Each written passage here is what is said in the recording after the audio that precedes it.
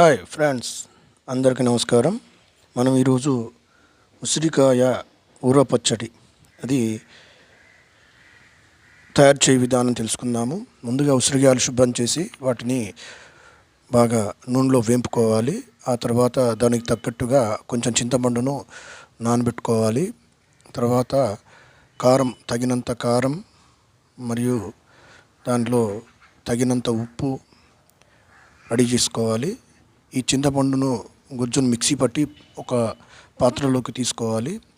ఈ గుజ్జును పచ్చివాసన పోయేట్టుగా కొంచెం నూనెలో వేంపుకొని, ఈ ఉసిరికాయ ఊర పచ్చడి గురించి మేము పెద్ద వీడియోగా చేశాము.